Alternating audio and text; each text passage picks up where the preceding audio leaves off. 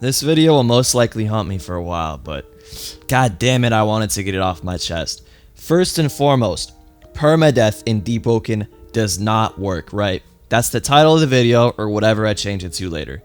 Now, before you killed me, I need to explain what I mean. And to do that, I'm gonna have to take you back to Rogue.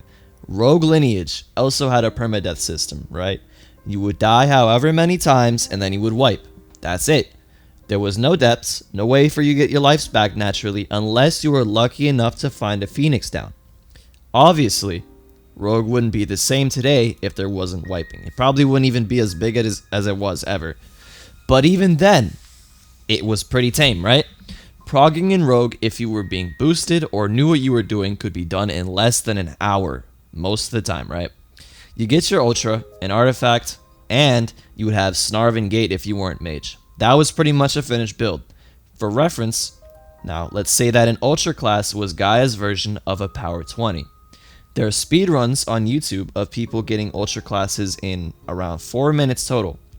Regardless of how many people boost you in Deepwoken, you would never ever be able to hit Power 20 this quickly or consistently. And I remember back when Always AFK was still alive, he made a speedrun in the 30 days of YouTube, whatever.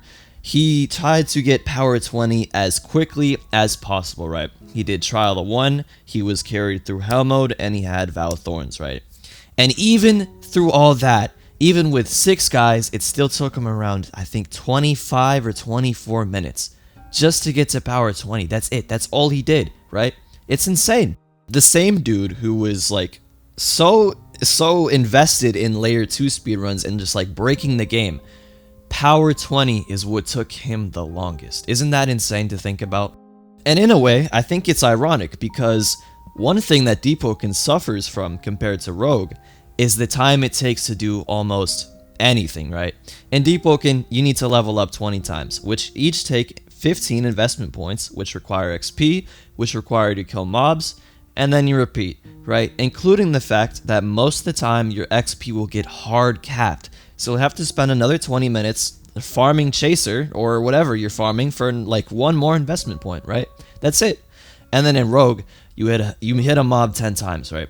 Bring some silver to an NPC, and boom, you got a base class. Next, you get some orderly or chaotic, hit a Z-Scrim another 10 times, bring some more silver to an NPC, and you got a super. That's it. Not to mention that Rogue has Gate, which meant that you could do all of this at least 20 times faster. But that's not even the main issue. The real problem is exploration and early game, especially for new players. Let's say you are a new player, right? You hit Power 8 after a couple hours of farming Bandit Island. You have no idea where to go. The game doesn't tell you anything. You want to go over and try to prog at Songseeker because your friend told you to go there. You go there for like 10 minutes, you get ganked and gripped in a void zone. And now you're in the depths. What does Deepwoken do to prevent this from happening? Nothing, right? In fact, Deepwoken will actively send players to kill you. Voidwalkers. Nearly all the time, regardless of how experienced you are. Which makes it even harder for new players to progress and hit Power 20. But whatever, right?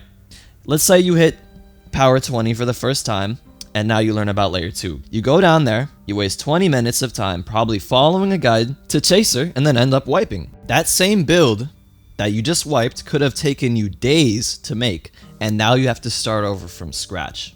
I mean, really think about it. The first thing you want a player to do when they hit max level is to risk it all, losing everything in the process with absolutely no return for it.